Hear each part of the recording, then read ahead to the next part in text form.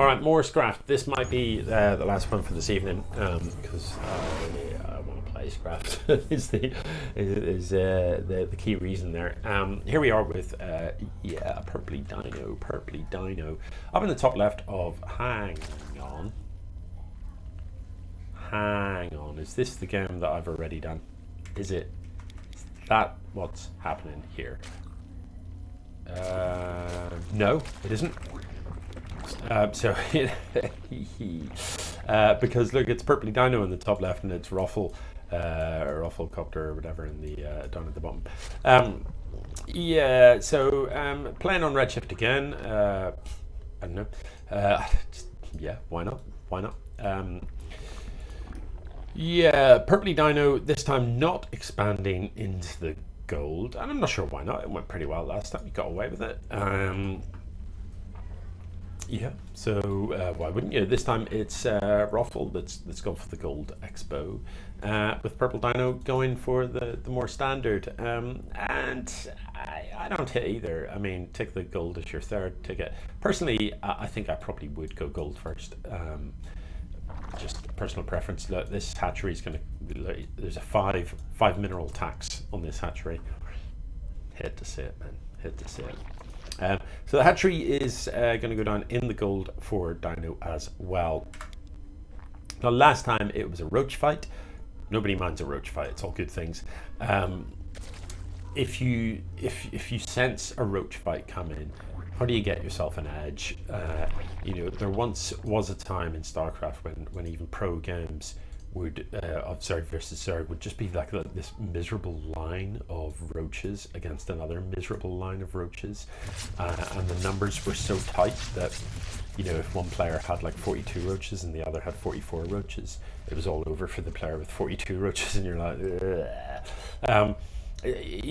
at EMS level, I don't think the critical numbers are quite so important.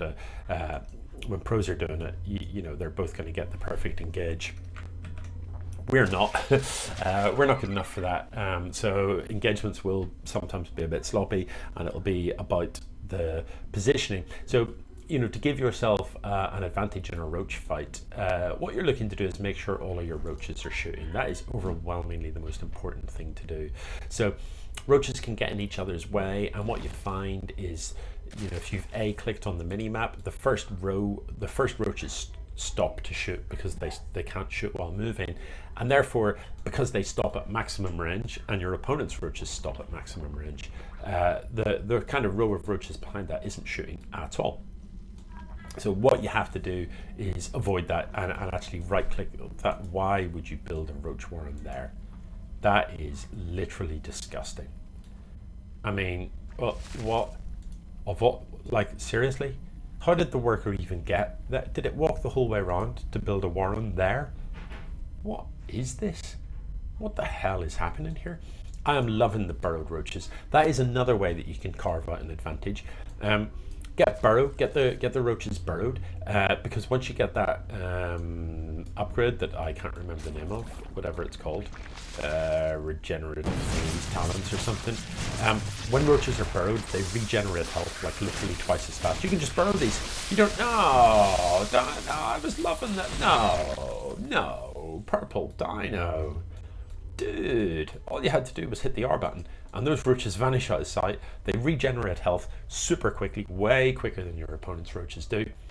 Pop back up, kill a few more workers, burrow again. You could have done that all day long. You could have been winning so hard there, but instead you took a ropey fight. These lings are going to get a bad beating. Let's see that again. You gotta micro your lings against Benlings. So as soon as you see Benlings run and then click one it's bad, isn't it? It's bad. Look, there's still just ling wings all over the creep here. You gotta run, and then you send back one ling at a time, and you specifically right click Benling. So that's kind of what has to happen. Bens actually do quite a lot of damage. Ravagers are good, but they're not good on their own. They need a meat shield in front of them when they're squishy. So what you need is roaches in front of those Ravagers.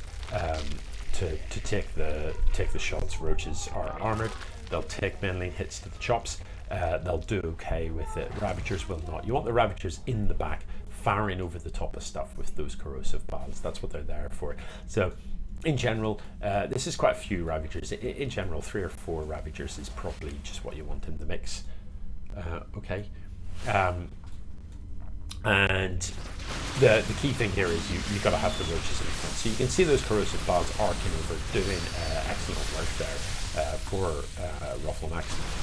So I don't know, did any corrosives come down for Purple Maestro? I'm not too sure that they did. These Benlings actually do manage to get on top of the Ravagers, but don't really have quite enough impact. This army is just too big. It is 57 to 20 army supply, and I think ROFLMAOxX may have, ROFLMAO, whatever, the Roffler may well have just done enough here to break through, despite Dino having a lot of bases. It's a good amount of bases. I salute your expansion. You know, that is a strong way to play. Just loads of bases, get loads of income, but do try and get that balance right. That is always the tricky bit, is there. That balance between workers and army units is key. Once again, as we approach the very end of this game, the tail end is just the mop up. Look how many minerals are in the bank for both players. So, you know, if you're really struggling to spend the minerals, as I've already said, you know, getting the queens, injecting, having the hatcheries on the sim hotkey, those are helpful things for sure. But don't be shy about dropping a macro hatch. So just throw down an extra couple of hatcheries in your main base if that's what you want to do. Thanks, Boo. You've brought me an orange. Want me to peel it? Do you want to say hello to everyone? Hi. Yeah. Where am I heading? Yeah, he's got like actually two bases up in here. But this game is over. You know, 82 army supply to 10 army supply. I've started you off. Is that enough? Yeah. You know, there is no way back from here, and ROFLMAO brings it in for the 2. GG.